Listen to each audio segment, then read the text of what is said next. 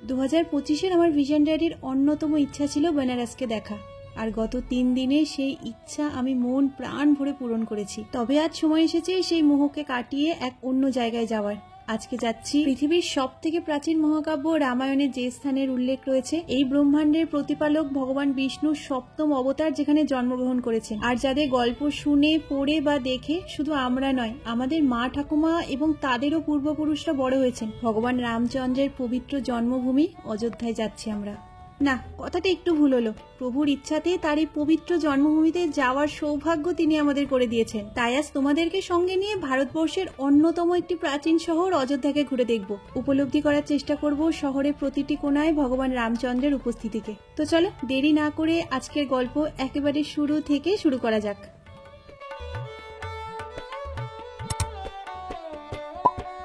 Hello everyone, welcome back to my channel. আশা করি তোমরা সবাই ভীষণ ভালো আছো। এখন বাজে ভোর 4:30 মতো। সবাই রেডি হয়ে নিয়েছি, ব্যাগপত্র গুছিয়েও নিয়েছি। এখন আমরা চেক আউট করবো। এত সকাল সকাল চেক আউট করছি কারণ ভোর 5:30টার সময় আমাদের ট্রেন। আজকে আমরা যাব বেনারস থেকে অযোধ্যা।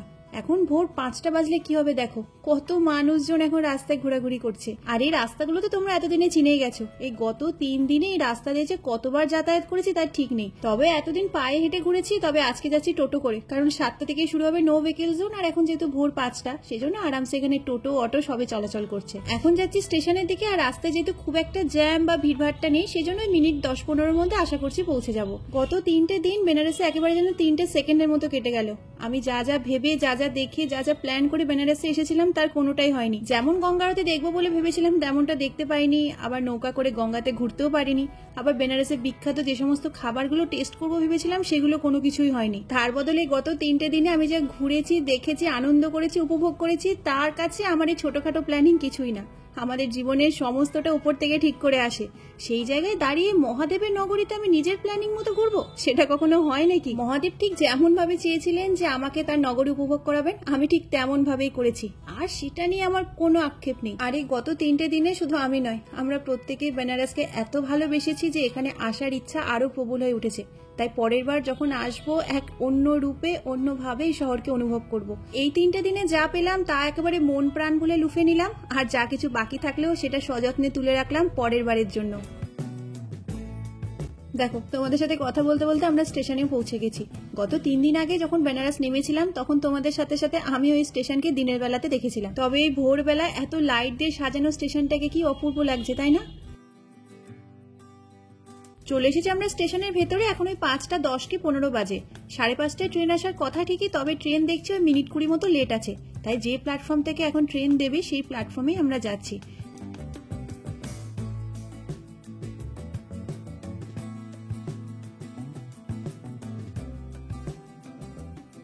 সাথে বড় বড় লাগেজ থাকলেও খুব একটা আমাদের অসুবিধা হয়নি, কারণ চলন্ত সিঁড়ি, লিফট সবকিছু সুবিধায় অ্যাভেলেবেল ছিল। আর আমাদের যে প্ল্যাটফর্মে ট্রেন দেবে তার সামনেই একেবারে চলন্ত সিঁড়িটা নামছে, তো সেই জন্য এই সিঁড়ি দিয়ে নেমে খুব একটা ট্রেন ধরতে আমাদের অসুবিধা হয়নি।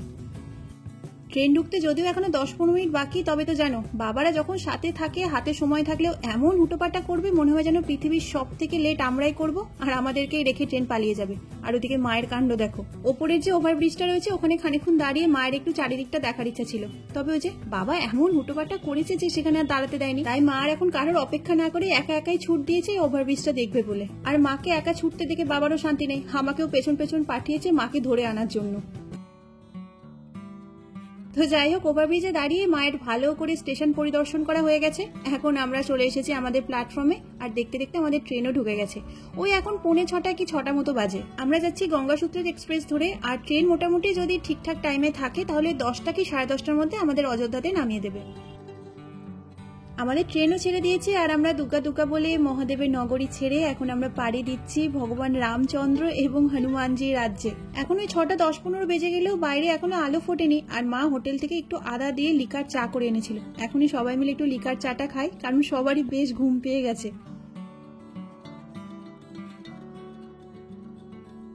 এদিকে চা খেতে খেতে বাইরের দিকে দেখি একটু একটু করে ভোরের আলো ফুটছে, আর আজকে ট্রেন থেকেই দেখো সূর্যোদয়টাও দেখা হয়ে গেল। কি অপূর্ব লাগছে না?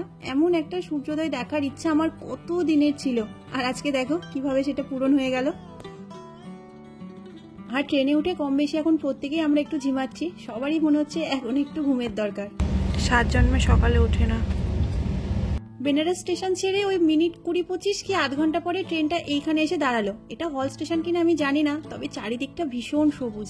আর একটা জিনিস তোমাদের দেখাই, দাঁড়াও, ওই যে দূরে একটা জায়গা দেখতে পাচ্ছ, ওটা না একটা ছোট্ট এয়ারপোর্ট। প্রথমে তো আমি বুঝতে পারিনি, তবে বাবা এসে 2-1 প্লেন ওঠানামা করতে বাবা বললো যে ওই দেখ। আর আমাদের ট্রেনে যে টিটি ছিলেন তিনিও আমাকে বললেন ওই দেখো দূরে একটা ছোট্ট এয়ারপোর্ট। তাই ওই এয়ারপোর্টে যাত্রীদের টাটা দিয়ে এখন আমাদের ট্রেন আবার ছেড়ে দিল।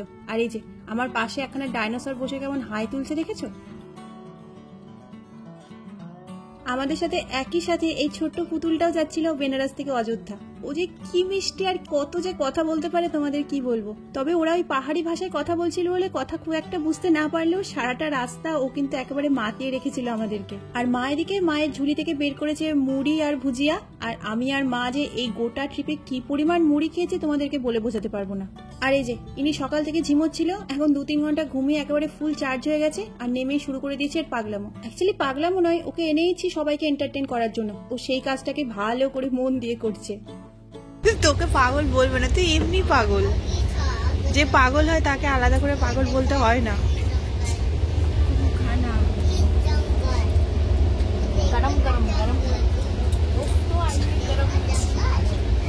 আর আমার মা পৃথিবীর যে প্রান্তেই যাক না কেন, মায়ের হাতে নাই একটা প্লাস্টিক, না হলে একটা ব্যাগ, না হলে কিছু না কিছু একটা থাকবে, যেটাকে মা সারা দিন গোছাতে থাকবে। আর সেই ভিডিও আর ফটো প্রত্যেকটা ট্রিপে একটা না একটা থাকবেই থাকবে।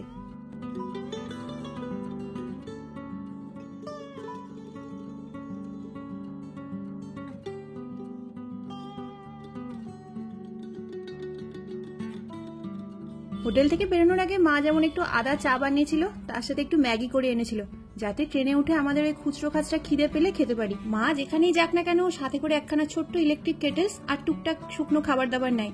আর মায়ের যেহেতু বাইরের খাবার দাবারের প্রতি বড্ড অ্যালার্জি, তো যে কদিন ঘুরতে যাই সে কদিন ওই বাড়ি থেকে যাই হালকা চিড়ে মুড়ি টুকটাক খাবার দাবার নিয়ে যায়, সেগুলোই খেয়ে থাকে।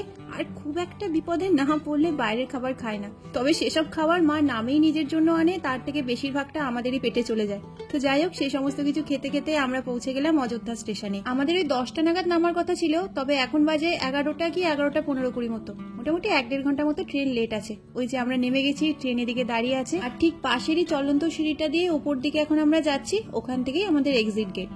এতদিন পর্যন্ত শুনেছি দেখেছি যে অযোধ্যা স্টেশনটা নাকি ভীষণ সুন্দর, ভেতরটা যেন একদম এয়ারপোর্টের মতো। আর আজকে যখন সত্যি সত্যি সেসব নিজের চোখে দেখছি, মনে হচ্ছে যা দেখেছি তার চেয়েও বেশি সুন্দর এই রেলওয়ে স্টেশনটা। কোনো অংশে মনে হচ্ছে না যে আমরা ভারতের কোনো রেল স্টেশনে দাঁড়িয়ে আছি। এত পরিষ্কার পরিচ্ছন্ন এবং এত সুন্দর চারিদিকটা। তো এত বড় স্টেশন, তো আমি চারিদিকটা হাঁ করে এদিক ওদিক দেখতে দেখতে এখন নিচের দিকে নেমে যাচ্ছি। দিনের বেলা যদি এত সুন্দর লাগে স্টেশনটা, তাহলে রাত্রে যখন লাইট জ্বলে উঠবে তাহলে ভাবো কতটা সুন্দর লাগবে। চিন্তা নেই, আগামীকাল যখন ফিরে যাব তখন তোমাদেরকেও দেখাবো, সাথে সাথে আমিও দেখবো। এখন আমরা স্টেশন থেকে বেরিয়ে যাচ্ছি, টোটো ধরবো, সেখান থেকে যাব হোটেলে। আরে দেখো বাইরে থেকে ঠিক এমনটা লাগছে স্টেশন দেখতে।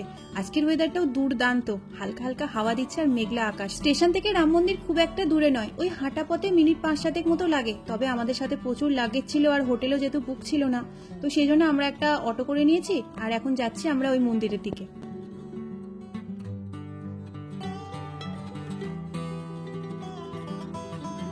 যেতে যেতে প্রথম ঝলকে রামনগরীকে দেখে যেটুকু বুঝলাম, খুব ছিমছাম এই শহর, খুব ঘিঞ্জি, প্রচুর ট্রাফিক, এমন কোনো কিছুই নেই। যেহেতু লাস্ট 3-4 বছরে এখানে পর্যটক প্রচুর পরিমাণে আসছে, তাই আস্তে আস্তে করে ডেভেলপ হচ্ছে। প্রচুর নতুন নতুন হোটেলও তৈরি হচ্ছে রাস্তার ধারে। সেই সবকিছু দেখতে দেখতে আমরা এখন যাচ্ছি হোটেলের দিকে। আমাদের অযোধ্যাতে কোনো হোটেল বা ধর্মশালা বুক ছিল না, তবে আমরা ভেবেছিলাম যে যদি সম্ভব হয় একেবারে রাম মন্দিরের অপোজিটে যে বিড়লা ধর্মশালা সেইখানে থাকবো। তবে এখানে যেহেতু আগে থেকে বুকিং নেয় না আর অনলাইনেও বুকিং এর কোনো ব্যবস্থা নেই, প্রথমে তো ভেবেছিলাম যে ঘর পাবো না, কারণ এই সমস্ত জায়গায় তো খুব একটা অফ সিজন হয় না। আর এই ধর্মশালার লোকেশন এবং এর পরিবেশ দুটোই এত সুন্দর যে এটা পাওয়া খুবই চাপের ব্যাপার। তবে যখনই ওনাদেরকে জিজ্ঞাসা করলাম, বললো 2টো ঘর ফাঁকা আছে। আর তা শুনে তো আমার আনন্দে একেবারে আমি আটখানা হয়ে গেছি। ফাইনালি আমি নিজের পছন্দসই জায়গাতে থাকতে পারছি।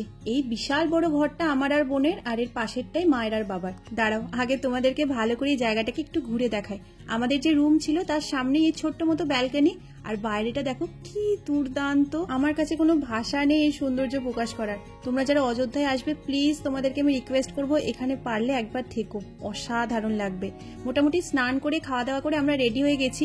বেরোনোর জন্য তো আমি খুবই এক্সাইটেড, তবে এখন এত রোদ্দুর, এখন আর বেরোলাম না। 5টার দিকে একটু রোদটা কমুক, তারপরে বেরোবো। তাই ভাবলাম তোমাদেরকে একটু আশপাশটা ঘুরিয়ে দেখাই। অসাধারণ লাগছে। এই ধর্মশালাতে অনেক ক্যাটাগরির রুম আছে, এসি, নন এসি। তোমরা চাইলে যেটা ইচ্ছা তোমরা নিজেদের প্রয়োজন অনুযায়ী নিতে পারো। যেহেতু এখন গরম ছিল আমরা এসি রুম নিয়েছি, তবে শীতকালের দিকে আসলে নন এসিতেও থাকতে পারো। তবে এই জায়গাটা এত সুন্দর এবং লোকেশনটা এত দুর্দান্ত যে এখানে থাকা তো মাস্ট। আমার মতো অধৈর্য মানুষের 5টা পর্যন্ত অপেক্ষা সহ্য হলো না। 4:45 বাজতে না বাজতে বেরিয়ে পড়েছি সবাই মিলে। এখন আমরা প্রথমে যাব হনুমানগাড়ি।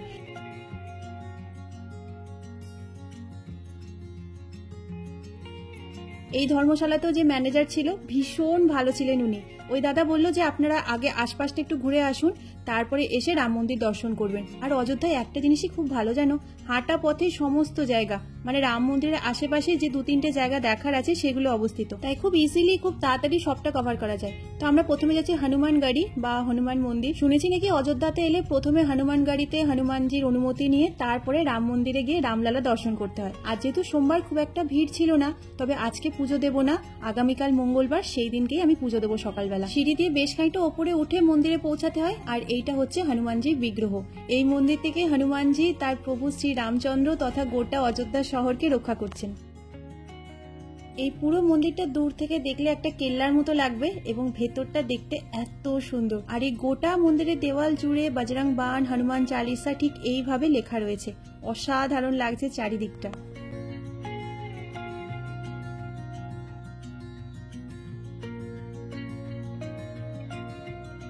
খুব ভালোভাবে আমাদের দর্শন করা হয়ে গেছে। এখন মন্দিরের পেছনে যে এক্সিট গেটটা রয়েছে সেখান দিয়ে আমরা এখন বেরিয়ে যাচ্ছি। আর এইটা হচ্ছে মন্দিরের সামনের দিকটা। কত মানুষ এসেছে দেখেছো? আর এই মন্দিরটাতে যাওয়ার আমার ইচ্ছা ছিল, নামটা আমি ভুলে গেছি, তবে এখন বন্ধ ছিল। দেখি কালকে সকালে হয় কিনা। হনুমানগাড়ির খুব কাছেই রয়েছে দশরথ মহল, আমরা এখন সেইটাই দেখতে যাচ্ছি। মিনিট 5 হাঁটতে হাঁটতে আমরা পৌঁছে গেলাম দশরথ মহলে। আর এইটা হচ্ছে বাইরের দিকটা। এই বিশাল বড় গেটটা দিয়ে ঢুকতেই এই এরিয়াটাতে দেখো ছোট ছোট ইট দিয়ে মানুষে কত এরকম বাড়ির মতো বানিয়েছে। প্রথমে তো আমি ভাবছিলাম এটা কি হচ্ছে, তারপর শুনলাম এখানে মানুষ বিশ্বাস করে যে তারা যদি এইরকম ইট দিয়ে ছোট্ট এরকম বাড়ি বানায় তাহলে বাস্তবেও নাকি তাদেরও এমন সুন্দর একটা বাড়ি হয় ভগবানের কৃপায়। তাই সবাই বিশ্বাসের জোরে এখানে এইরকম বাড়ি বানায়। মা আর বোন মিলেও এখানে ছোট্ট একটা বাড়ি বানিয়েছে দেখো। এই দশরথ মহলের ভেতরে যে মন্দিরটা রয়েছে সেখানে রাজা দশরথের সাথে তার 3 রানী এবং 4 পুত্রের বিগ্রহ রয়েছে। এই দশরথ মহলেই প্রভু রামচন্দ্র, লক্ষণ, ভরত এবং শত্রুঘ্ন তাদের কৈশোর এবং শৈশবকাল কাটিয়েছিলেন। আমি এখনো বিশ্বাস করতে পারছি না আমি যে জায়গায় দাঁড়িয়ে রয়েছি খেলার ছলে ভগবান রামচন্দ্র সেখানে ছুটোছুটি করতেন। যে দেওয়ালগুলো ছুতে পাচ্ছি, হয়তো তিনিও খেলার ছলে একদিন এই দেওয়ালেই হাত রেখেছিলেন। এই সমস্ত কিছু মাথায় চলছে একদিকে, আর একদিকে আমি হাঁ হয়ে এদিক ওদিক দেখেই যাচ্ছি। এই দশরথ মহলটা বাইরের দিকটাও যেমন সুন্দর, ভেতরটাও দেখো কি অপূর্ব আর কি বিশাল। মনে হয় এখানে কোনো কাজ চলছে, সেই জন্য হয়তো এরকম পর্দা টাঙানো ছিল। আর বেশ কিছু কনস্ট্রাকশনের কাজ চলছে। ভগবান রামচন্দ্র যেখানে রয়েছেন সেখানে হনুমানজি থাকবে না তা কি হয়? বাইরে রয়েছে এত সুন্দর একটা হনুমানজির মন্দির। খুব ভালোভাবে আমাদের দশরথ মহল দেখা হয়ে গেছে। এখন এই দশরথ মহলেরই পাশের রাস্তা দিয়ে আমরা যাচ্ছি কনক ভবনে। ও তোমাদেরকে তো আরেকটা কথা বলাই হয়নি, আমরা যখন হনুমান মন্দির থেকে বেরোচ্ছি একজন বয়স্ক ভদ্রলোক আমাদের দিকে এগিয়ে এলেন। উনি বললেন উনি এখানকার লোকাল একজন মানুষ, যিনি ওই যারা এখানে ঘুরতে আসে তাদেরকে হেল্প করে এখানে যে সমস্ত কাছাকাছি জায়গাগুলো আছে সেগুলোকে ঘুরে দেখতে। এতে যেমন টুরিস্টদেরও হেল্প হয় তেমন ওনারও একটু সাহায্য হয়। তবে এর আসল ঘটনাটা তোমাদেরকে বলছি, দাঁড়াও। বাবা আমাদের ত্যাগ করেছে, আমরা তো আর বাবাকে ত্যাগ করতে পারি না। হ্যাঁ, বাবা আমাদের ত্যাগ করেছে, আমরা তো ত্যাগ করতে পারি না। বাবা ওনার সাথে গল্প করতে করতে ওই দেখো দূরে এগিয়ে যাচ্ছে, আর এদিকে আমরা 3 জন পিছিয়ে পড়েছি। তো যাই হোক, হেঁটে দৌড়ে আমরা এখন পৌঁছালাম কনক ভবনে। আর এইটা হচ্ছে এন্ট্রি গেট। এই বিশাল বড় আর অপূর্ব এই কনক ভবনে মাতা সীতা এবং প্রভু রামচন্দ্র থাকতেন, যা তিনি উপহার স্বরূপ পেয়েছিলেন রামচন্দ্রের মা কৈকেয়ী দেবীর কাছ থেকে। আর এই কনক ভবনের মধ্যে যে মন্দিরটি রয়েছে তার মধ্যে প্রভু রামচন্দ্র, মাতা সীতা, লক্ষণ এবং হনুমানজির বিগ্রহ রয়েছে। অনেক হাঁটাহাঁটি করে মা এখন এখানে একটু জিরিয়ে নিচ্ছে, আর বাবা ঘুরে ঘুরে মন্দিরের ভেতরটা দেখছে। অপূর্ব সুন্দর, তবে আমার মনে হলো সকালের দিকে আসলে বোধহয় আরো সুন্দরভাবে এই জায়গাটাকে দেখা যাবে। এই কনক ভবনের বাইরে রয়েছে একটা সুন্দর শিব ঠাকুরের মন্দির।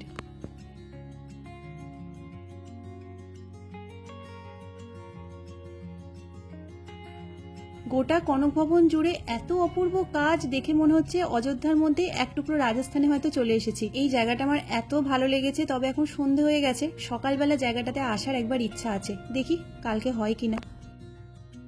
কনক ভবন খুব ভালোভাবে ঘোরা হয়ে গেছে আর এখন প্রায় 6:30 মতো বেজে গেছে। এখন আমরা যাচ্ছি আর একটা জায়গায়। এবার তোমাদের বলি আমাদের অভিজ্ঞতাটা। এই বয়স্ক ভদ্রলোক যখন আমাদের বলেছিলেন যে কাছাকাছি যে সমস্ত জায়গাগুলো আছে উনি ঘুরে দেখাবেন, তখন আমরা তাকে জিজ্ঞাসা করি তিনি কত চার্জ করবেন। তো তখন উনি বলেছিলেন ওনার কোনো স্পেসিফিক কোনো চার্জ নেই, আমরা খুশি হয়ে যা দেবো উনি সেটাই নেবেন। দেখবে মাঝে মাঝে এমন একটা পরিস্থিতি তৈরি হয় যখন আমাদের ধরো কোনো জিনিস নেওয়ার প্রয়োজন নেই, তখন বাধ্য হয়ে নিতে হয় সামনের মানুষটার দিকে তাকিয়ে। এবার আমাদের এই 3টে জায়গা ঘুরে দেখতে তেমন একটা গাইডের প্রয়োজন ছিল না, যেহেতু প্রত্যেকটা মোড়ে তো সাইনবোর্ড রয়েছে, তারপর এখানে প্রচুর পুলিশ রয়েছে, লোকাল মানুষজন রয়েছে, সবকিছু দিয়ে হয়ে যেত। তারপর মনে হলো যে ঠিক আছে উনি যতক্ষণ চাইছেন ওনারও একটু হেল্প হবে আর আমাদেরও ঘুরে দেখতে সুবিধা হবে। তো সেই জন্য আমরা বললাম যে ঠিক আছে আপনি ঘুরে দেখান। এইবার হনুমানগাড়ি দেখার পর যে দুটো জায়গা মানে দশরথ মহল এবং কনক ভবন উনি খুব ভালোভাবে ঘুরিয়ে দেখালেন। তারপর তিনি বললেন তিনি অযোধ্যার দুটি বিখ্যাত মন্দিরে নিয়ে যাবেন, যে দুটো মন্দির দর্শন না করলে নাকি অযোধ্যায় আসাটাই বৃথা। তো যাই হোক, এইরকম মন্দিরের নাম তো আমরা খুব একটা শুনিনি, আর যে নগরীতে প্রভু রামচন্দ্রের বাস তিনি সেখানকার প্রত্যেকটা মন্দিরে নানান রূপে বিরাজ করছেন, সেইখানে আলাদা করে কোনো বিখ্যাত মন্দির আছে বলে তো আমাদের মনে হয় না। তারপরেও আমরা গেলাম ওনার সাথে, তবে মন্দিরগুলো প্রত্যেকটাই ছিল একেবারে ফাঁকা, আর মন্দিরে খানিকক্ষণ বসানোর পরেই বুঝলাম যে এখানেই হচ্ছে আসল খেলা। মন্দিরে 5 মিনিট বসার পরে ওখানকার যে ঠাকুর মশাই তিনি আসেন এবং নানান ভাবে আমাদের কাছ থেকে টাকা ডিমান্ড করতে থাকে, আর যার মিনিমাম স্টার্টিং ছিল 1001 টাকা থেকে। আর সেটা তো শুনেই আমরা বুঝে গেলাম যে আসলে উনি কেন আমাদেরকে ঘুরিয়ে দেখাতে চাইছিলেন। তো তারপর নানা রকম কথাবার্তা বলে আমাদের যতটুকু সম্ভব হয় আমরা ততটুকুই দিই এবং সেখান থেকে বেরিয়ে আসি। গোটা বেনারস ঘুরে এমন অনেক অভিজ্ঞতা আমাদের হয়েছে, তবে মন্দিরের উপরও যে কমিশনের উপর কাজ হয় এই অভিজ্ঞতা আমাদের প্রথম হলো অযোধ্যাতে এসে। আমি চেষ্টা করি এই সমস্ত মানুষ তাদের কাজকর্মকে যতটা সম্ভব এড়িয়ে চলার, তবে দেখো আজকে যে ঘটনা আমাদের সাথে হলো সেই ঘটনা আমরা ভাবতেও পারিনি। কিছু কিছু মানুষ তাদের স্বার্থ সিদ্ধির জন্য এতটা নিচে নেমে যায় যে অন্যদিকের মানুষটার মনে সেই জায়গা সম্পর্কে বা সেই মুহূর্তে কি চলছে তা নিয়ে তাদের বিন্দুমাত্র ভ্রুক্ষেপ থাকে না। তাই হয়তো এখন আমরা যখনই কোনো ঠাকুরের মন্দির বা তীর্থস্থানের নাম শুনি আমাদের মনে অজান্তে একটা ভয় কাজ করা শুরু করে দেয়। আমার গতকালের ভিডিওতে আমি ঠিক এমনই একটা কমেন্ট পেয়েছিলাম, আমার মনে হয় তিনিও হয়তো ঠিক এমনই কোনো অভিজ্ঞতার সম্মুখীন হয়েছিলেন বলে তার এমন বক্তব্য। তাছাড়াও আমরা কম বেশি প্রায় সকলেই কখনো কখনো এরকম অভিজ্ঞতার সম্মুখীন হয়েছি। আমার এই ভিডিওতে আমি আমার এই অভিজ্ঞতা এই জন্যই তোমাদের সাথে শেয়ার করলাম, যাতে ভবিষ্যতে তোমরা যদি অযোধ্যা বা এরকম কোনো জায়গায় যাও আর সেখানে গিয়ে যদি এই ধরনের মানুষের সম্মুখীন তোমরা হও, তাহলে